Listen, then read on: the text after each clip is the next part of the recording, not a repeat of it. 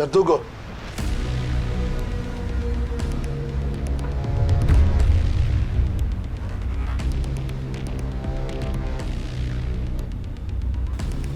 Boss, Bakit ngayon lang? marami yung taong dinaanan. Huwag mo na patagalin yan. Tapusin mo na. Sigurado, boss.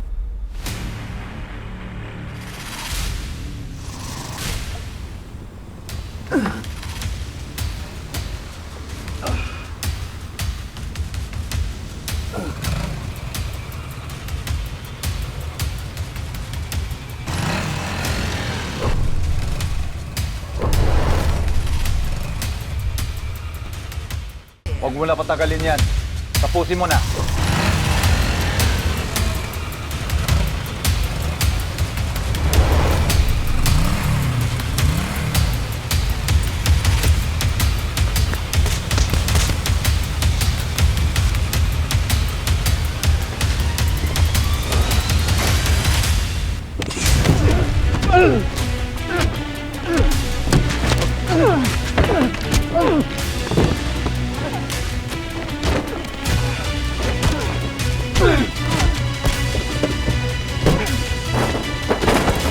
Walang yaka!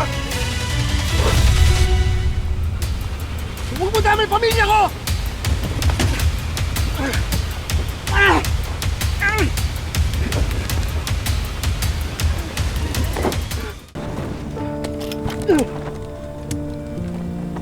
Gusto mo iligtas pamilya mo? Mamamatay ka!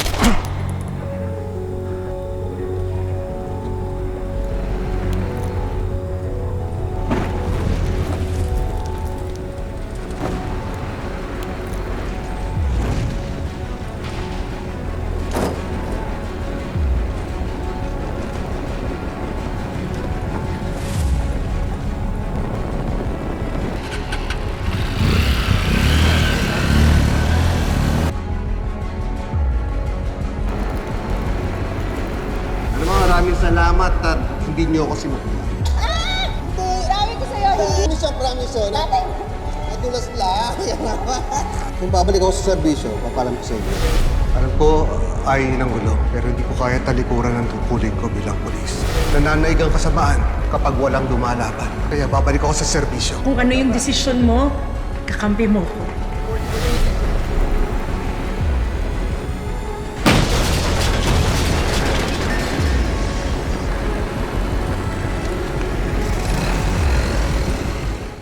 Chief.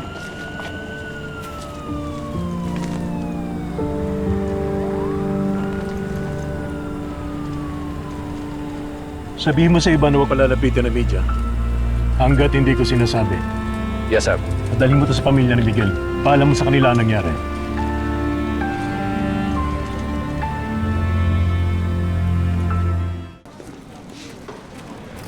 Ito lang ba ang nakuha niyo lahat ng evidence? Ha? Wala na iba?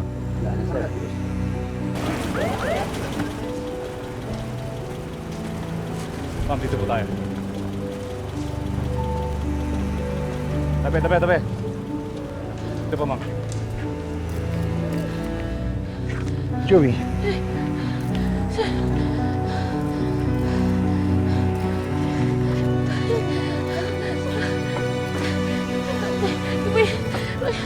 Joey, ma'am, huwag na po yun. Pwede ko po ba siya makita muna? Joey, it's not a good idea to see our father like this. Hindi mo siya pwedeng lapitan. Na-confirm plate number, pati ang mga personal effects na nakuha. Lahat pag-aari ni Miguel. I'm sorry, Clarissa, Joey.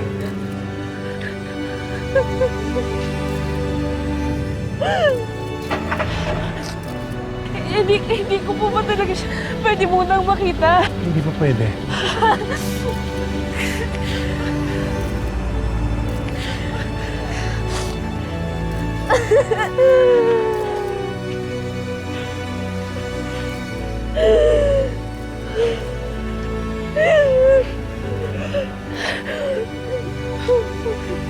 Pinabaupo muna kayo.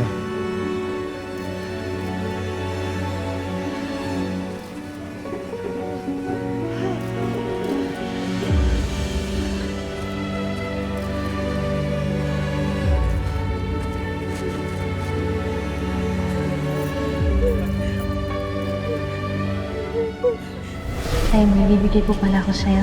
Para po, hindi mo po kami makalimutan ni nanay. Hindi mo kayo makakalimutan talaga.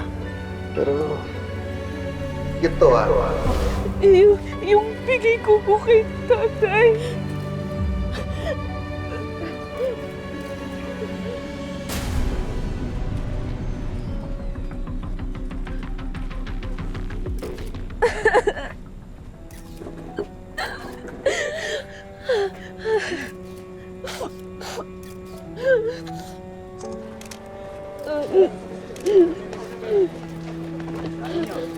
Idol, pinalo ko si Major Miguel Delegado. Pasok niya. Dito tayo. Joey. Joey. Andrew, si tatay. Saan dadalhin yung remains? Sa crime lab for autopsy. Standard procedure. Hindi po ba muna namin siya pwedeng makita bago niyo po gawin yun? Joey, severely burned ang labi ni Miguel. Mas makakabuting hindi niyo na siya makita sa ganong kalagayan. At base sa initial findings, may posibleng foul play. Kaya ayaw namin makontaminate ang ebidensya bago ang autopsy. Pagkatapos ng proseso, i-release namin ang labi sa inyo. Kaya mas makakabuti na ring umuwi muna kayo para makapagpahinga. Wait lang po, paano niyo naman po nalamang si tatay po talaga yun kung sobrang sunog po yung katawan? Through the plate number at mga personal effects. Pero magsasagawa pa rin kami ng DNA test for verification. Chief, ano yung ibig sabihin niyo sa foul play? Sa unang tingin, mukhang aksidente. May skid mark sa kalsada. Mukhang nawalan siya ng kontrol bago siya sumalpok sa pader. Pero may natagpuan kami basyo sa crash site. And it's not from Miguel's service firearm. Ibig sabihin, may shooter. It's a targeted attack. At mukhang siniguro na hindi siya makakaligtas. Eh, sabi ko sa kanya, huwag na siyang bumalik sa serbisyo eh. Kung hindi siya umalis, hindi nangyari to.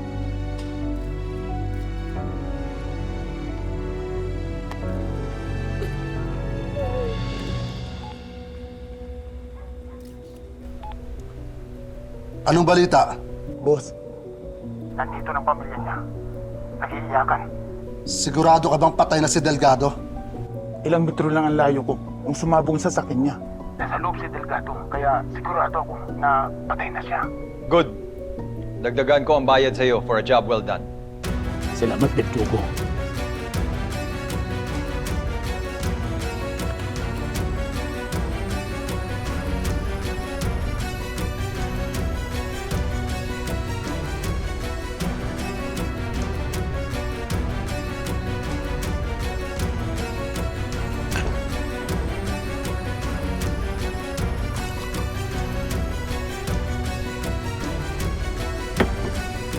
Tawag Delgado. Nagbuka tuloy siyang sisig. Mahilig naman siya sa pasabog eh. He got what he deserved.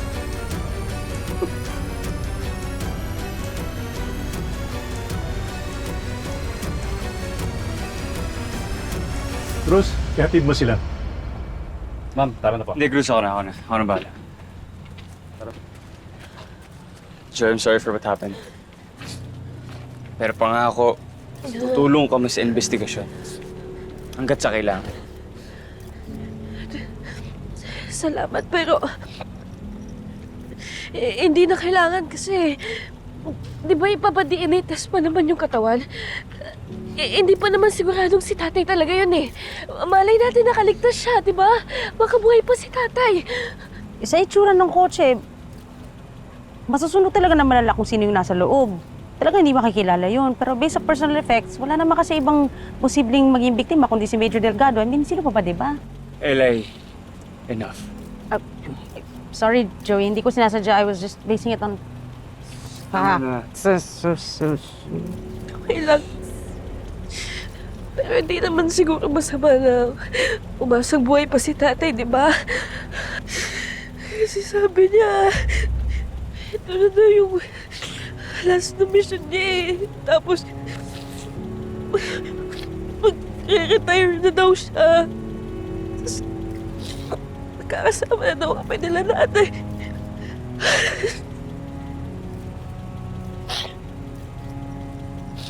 Tsaka naniniwala ako na pwedeng buhay pa si tate eh. Kasi di ba ipapa-DNA pa yung katawan niya? So abang wala pang patunay na naniniwala kung buhay pa si tatay, pwedeng hindi pa siya patay. Di ba, Nay?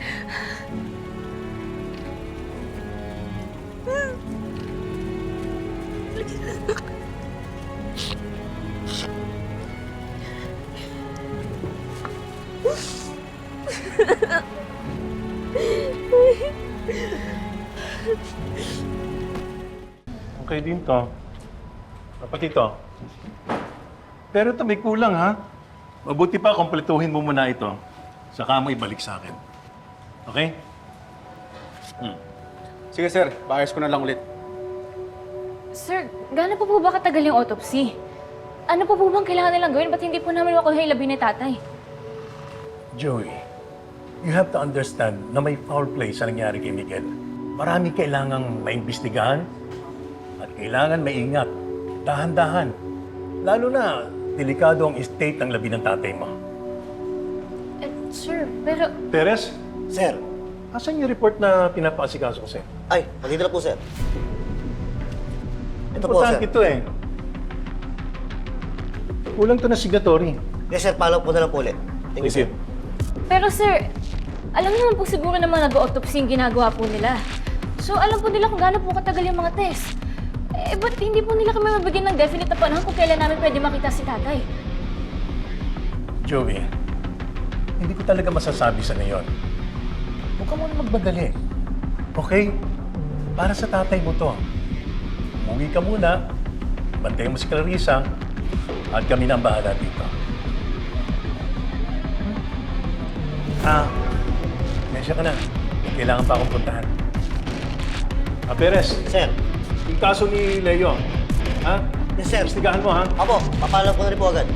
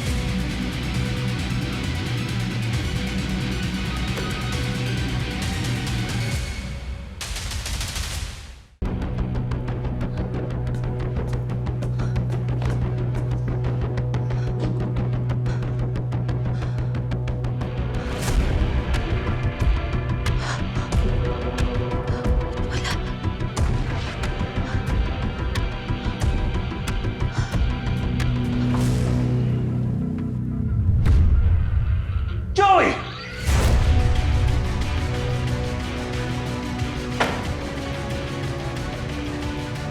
Anong ginagawa mo dito? Chief, nasan si tatay? Bakit wala po dito yung katawan niya?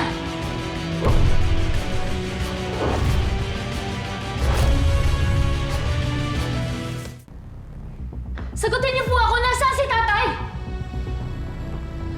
Ma'am, teka po. Hindi po kasi rito. Room 1 po ito. Nasa kabilang kwarto po. Si Major Delgado. Eh, ba't hindi niyo po kasi sinasabi ka agad? Parang nililihim niyo po kung nasan siya eh. Gusto ko po makita si tatay. That's enough! Palame!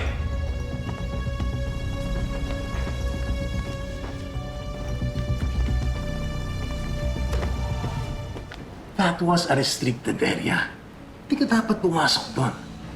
Anong bang pwede kang kasuhan ng obstruction of justice sa ginawa mo? Eh, Chief, kung wala po kayong tinatago, ba't hindi niyo na lang po pakita yung bangkay ni tatay? Hindi susunod sa mga kapritsyo ng kahit sino ang kapulisan, Joey. You'll get your answers, but not like this. Huwag mong idahan sa emosyon ng lahat. May tamang proseso. I think you're smart enough to understand that. Umuwi ka na. Hintayin mo na lang i-release namin ang katawan ng tatay mo sa inyo ni Clarissa.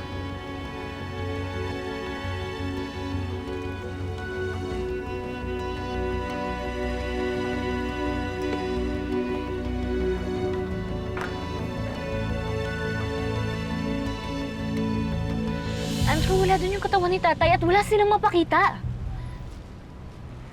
Ay baka nga nasa ibang kwarto. Gaya ng sinabi ng medical legal, di ba? Ba't hindi na lang nila pakita? Ba't parang tinatago pa nila? Joey, maraming pwedeng rason. Protocol, investigation, sensitivity ng case, o kaya baka yung state ng labi ng tatay mo. Eh baka naman kasi kaya walang labi, walang katawan kasi buhay pa si tatay, hindi pa siya patay. Bakit naman gagawin ng pulis yun, di ba? Bakit nang itatago na buhay pa yung tatay mo? Napakalaking conspiracy nun kung sakali. Wala tayo sa pelikula kung buhay nga yung tatay mo. Baka di ba siya umuwi sa inyo, di ba?